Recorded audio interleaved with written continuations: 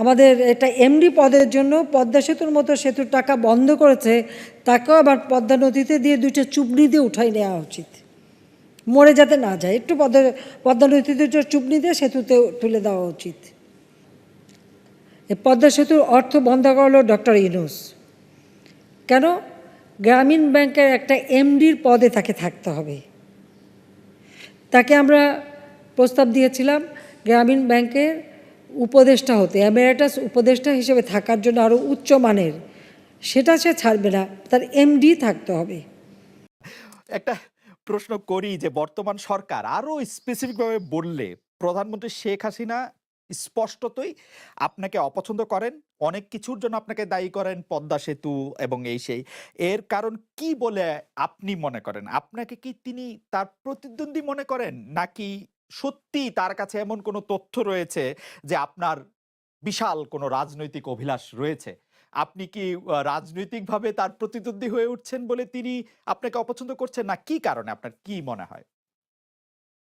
আমার মনে হয় উনি মনে করেন যে আমি স দেশের সর্বোচ্চ ডাকু, সন্ত্রাসী কিংবা আমি অপরাধী, আমি আম আ সেরা অপ আম চোর, এই জাতীয় জিনিস মনে করেন। কাজেই সেগুলো ব্যাখ্যা করেন উনি তার মুখে। উনি বলেন যে আমি সুদখোর, আমি ঘুষখোর, আমি সব এমন এমন সব কটু শব্দ ব্যবহার করেন যাতে মনে হয় যে আমার সম্বন্ধে তার ধারণা খুবই খারাপ। কিন্তু এইটা তো এরকম ছিল না। আমরা দেখেছি যে ৯৬ থেকে ২০০১ সাল পর্যন্ত আ নানাভাবে এই সরকারই বা আওয়ামী লীগ সরকারই আপনার সাথে বা আপনি আওয়ামী লীগ সরকারের সাথে একসাথে কাজ করতে কোনো সমস্যা হয়নি। আপনি এইটা এইটার জায়গাটা কি একটু ব্যাকগ্রাউন্ডটা কি আমাদের একটু বলা যাবে যে আপনার কাছে কি মনে হয় কেন এই শত্রুতার বা কেন এই অপছন্দের বিষয়টা একটু সৃষ্টি হলো বা তৈরি হলো? যেই হোক এটা আমার তরফ থেকে হয়নি। আমি তাকে আ যথাবৎ শ্রদ্ধা করে নিয়ে গেছিলাম। আ আমাদের মাইক্রো ক্রেডিট সামিটে ওয়াশিংটন ডিসিতে আমাদের প্রধান অতিথি করে নিয়ে গেছি। সবাই সম্মান করেছে। কারণ এই মাইক্রো ক্রেডিটটা তখন পৃথিবীর সামনে আসছে, বড় আকারে আসছে এবং এটা বাংলাদেশের অবদান হিসেবে সবাই স্বীকৃতি দিচ্ছে।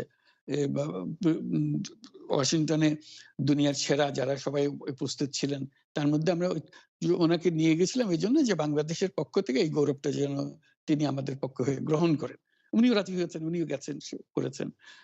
কাজেই এটা স্বাভাবিকভাবে এই সম্পর্ক থেকে যাওয়ার কথা ছিল। কিন্তু কি কারণে এটা ঘাটতি হতে আরম্ভ করলো বুঝতে পারলাম না। কিছুদিন পর থেকেই উনার আচরণ এবং তার শব্দ পরিবর্তন হতে আরম্ভ করলো। এমন পরিবর্তন হলো, এখন আমাকে চোট বদমাইশ ছাড়া আর কোন বিষয় উনি মনে করেন বলে মনে হয় না আমার কাছে।